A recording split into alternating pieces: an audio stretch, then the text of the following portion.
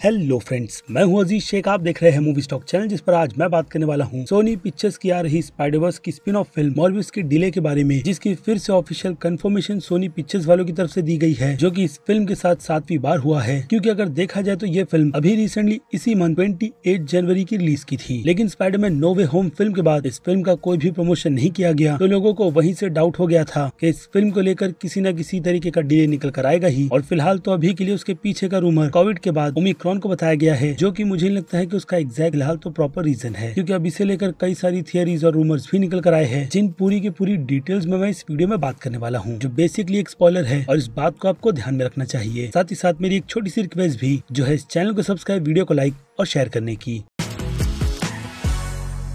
So friends, तो सबसे पहले बात कर लेते हैं इस फिल्म की ऑफिशियल न्यू रिलीज डेट की, जिसे अब फाइनली इसी साल 1 अप्रैल का कर दिया गया है। यानी अगर देखा जाए तो पहले रिलीज से ये फिल्म अब पूरे 3 मंथ के गैप में है, जो असल में कोई छोटा मोटा डिले तो होता नहीं है। ऊपर से इस फिल्म के अलावा सोनी पिक्चर्स वालों की तरफ से जो फिल्म निकल कर आएगी अगेन स्पाइडरवर्स की, तो वो माइल मोरेलिस के यूनिवर्स की रहेगी, यानी कि स्पाइडरमैन इनटू द स्पाइडरवर्स का सेकंड पार्ट। बट अगर देखा जाए तो सोनी पिक्चर्स में भी ठीक एमसीयू की तरह स्पाइडरवर्स को लेकर कई सारे प्रोजेक्ट्स चल रहे हैं, जो ज्यादातर तो स्पाइडरमैन के यूनिवर्स के स्पिन ऑफ है, जिनमें उन सभी के सभी फिल्मों का काम ठीक वेनम और मॉर्बियस फिल्म की ही तरह कैरेक्टर बिल्डअप की है, या फिर कह लो एंटी सुपर हीरो बिल्डअप की, जिसके बाद जाकर उन कैरेक्टर्स का सामना सोनी पिक्चर्स के स्पाइडरमैन से करवाया जाएगा। लेकिन वो स्पाइडरमैन कौन होगा, फिलहाल तो उसकी ऐसी कोई भी कंफर्मेशन निकल कर नहीं आई है। लेकिन अगर रूमर की बात करें तो काफी स्ट्रॉन्गली नाम एंड्रयू गारफील्ड का निकल कर आया है। बाकी अगर मॉर्बियस फिल्म के ऑफिशियल ट्रेलर की बात करें तो फिल्म का ट्रेलर हमें पूरी तरीके से कंफ्यूज इसी बात को लेकर करता है कि असल में मॉर्बियस फिल्म कौन से स्पाइडरमैन के यूनिवर्स में सेट है, जिसमें उसका कनेक्शन टॉम हार्डी के एडी ब्रॉक यानी कि वेनम से भी है, जिस कैरेक्टर को फिलहाल तो Venom let there be a carnage में एमसीयू के यूनिवर्स में लाया गया था, लेकिन स्पाइडरमैन नो वे होम से उस कैरेक्टर को फिर से वापस उसी के यूनिवर्स में भेज दिया गया है। लेकिन पीछे छूटा है एक सिम्बायोट, जिसका कनेक्शन डेफिनेटली आगे चलकर टॉम हॉलैंड के यूनिवर्स से रहेगा, और फिलहाल तो उस चीज को भी बिल्ड करने में अभी के लिए टाइम जाएगा। लेकिन अभी के लिए जो दमदार कैरेक्टर वेनम के कैरेक्टर का है, वो लोगों को बहुत ही ज्यादा पसंद है। फैंस इसका सामना टॉम हॉलैंड के साथ होता हुआ देखना चाहते थे, जिस पर अब कंफर्मेशन भी निकल कर आई है कि इसकी प्लानिंग पूरी तरीके से फिल्म की स्टोरी में की गई थी, यानी कि स्पाइडरमैन नो वे होम में, जहाँ पे स्पाइडरमैन बाकी विलेंस के साथ साथ वेनम का भी सामना करता, लेकिन बाद में उस सीन को ही फिल्म में से हटा दिया गया और बाकी की स्टोरी आपको फिल्म देखकर बहुत ही आसानी से समझ भी आ जाती है। लेकिन कंफर्मेशन दी गई है राइटर्स की तरफ से कि इन फ्यूचर स्पाइडरवर्स में वेनम का सामना स्पाइडरमैन से ही होगा। कौन से अगेन उस पर क्वेश्चन मार्क बना हुआ है। और अगर आप ये सोच रहे हो कि मॉर्बियस फिल्म आपको आपके उन्हीं सभी सवालों के जवाब देगी, तो मुझे लगता है कि ऐसा कुछ होगा, क्योंकि एक पूरे यूनिवर्स को बनाने के लिए जिस तरीके की हाइप चाहिए, वो ऑलरेडी सोनी पिक्चर्स को स्पाइडरमैन नो वे होम फिल्म से मिल चुकी है। लेकिन अब देखना इंटरेस्टिंग ये होगा कि ये हाइप अप्रैल तक इस फिल्म के साथ बनी भी रहती है या नहीं। क्योंकि अगर देखा जाए तो जिस तरीके का डिले इस फिल्म को मिल रहा है, उससे कहीं ना कहीं फैंस इस फिल्म से दूर हटते चले जा रहे हैं। और हाँ, मुझे ये बात भी बहुत ही अच्छी तरीके से पता है कि ये फिल्म कलेक्शन के मामले में स्पाइडरमैन नो वे होम तक तो नहीं पहुंचेगी, लेकिन फिर भी एक अच्छा कलेक्शन करने में कामयाब रहेगी। और फिर से ये फिल्म उसी क्वेश्चन के साथ हमें छोड़ चली जाएगी, जिसमें हमें पता यही लगाना है कि असल में इस यूनिवर्स में मर्डरर कौन से स्पाइडरमैन को कहा जा रहा है। हालांकि दीवार पर बनी हुई स्पाइडरमैन की ग्रिफिया टॉम हॉलैंड के यूनिवर्स की कंफर्मेशन देती है, जिस पर अब रूमर की बात करें तो कई सारी रूमर यही बात कंफर्म कर रही है कि मार्वल वालों की तरह सोनी वालों ने भी इस ट्रेलर को बहुत ही अच्छी तरीके से एडिट कर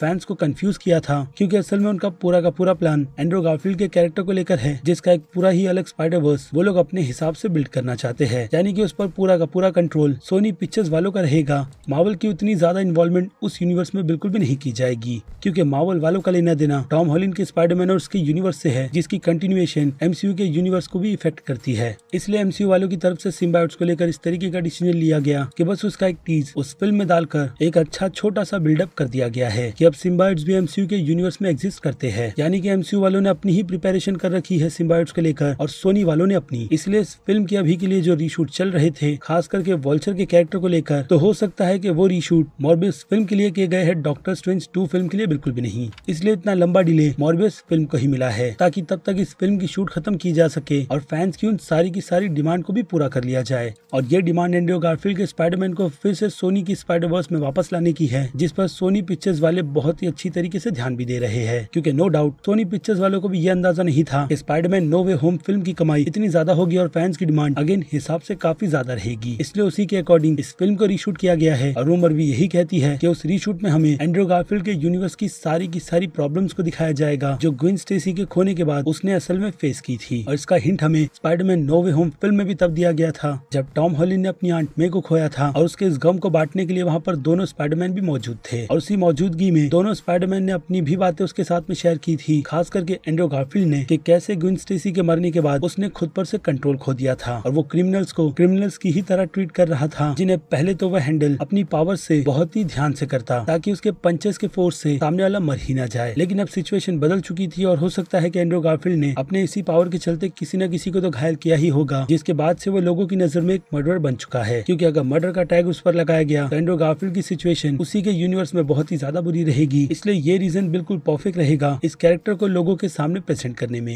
और उसके बाद एक और रूमर पर आए तो दूसरी रूमर में टॉम हार्डी के सिम्बायोट से एंड्रू गारफील्ड के स्पाइडरमैन को ब्लैक सूट मिलेगा और उसकी वजह से वो काफी आउट ऑफ कंट्रोल भी रहेगा। और ऐसे ही मोमेंट्स को स्पाइडरमैन नो वे होम की तरह इस फिल्म में रिक्रिएट कर तीनों स्पाइडरमैन को एक बड़े इवेंट के लिए बुलाया जाएगा ताकि दोनों ही स्पाइडरमैन मिलकर उसे संभाले और सही रास्ते पर ले आए। वेल, ये रूमर भी काफी ज्यादा इंटरेस्टिंग है क्योंकि इस कहानी में एंड्रू गारफील्ड का स्पाइडरमैन असल में एंटी हीरो रहेगा या फिर कह लो एक हिसाब से विलेन। जैसी सिचुएशन में हमने इसके पहले टॉबी मैगवायर के वर्जन के स्पाइडरमैन को फंसा हुआ देखा है। और अब आ जाए फिर से मॉर्बियस फिल्म पर, तो जिस टाइम पर मॉर्बियस फिल्म पर काम चल रहा था तो उस टाइम सोनी पिक्चर्स वालों को यह आइडिया नहीं था कि टॉम हॉलैंड के स्पाइडरमैन की जो डील उनकी डिज्नी के साथ टूटी थी उससे तो सोनी पिक्चर्स वालों ने अपनी प्रिपरेशन कर ली थी कि उन्हें अपने यूनिवर्स में टॉम हॉलैंड के ही स्पाइडरमैन को लेकर आगे कंटिन्यू रखना है। लेकिन अब सिचुएशन नो वे होम के बाद बदली है, इसलिए फिल्म की कहानी में भी चेंजेस होना काफी ज्यादा जरूरी है जो फिल्म को स्पाइडर वर्स में एक प्रॉपर स्टैंड दिला देगी और क्या फैंस को फैन सर्विस भी मिल जाएगी। जिसे लेकर अब आपकी राय मुझे कमेंट में चाहिए क्योंकि डिटेल खत्म है और ये वीडियो भी। बाकी मैं हूँ अजीज शेख, आप देख रहे थे मूवी स्टॉक चैनल, जिसे अगर आपने अभी तक सब्सक्राइब नहीं किया है तो सब्सक्राइब कर लीजिए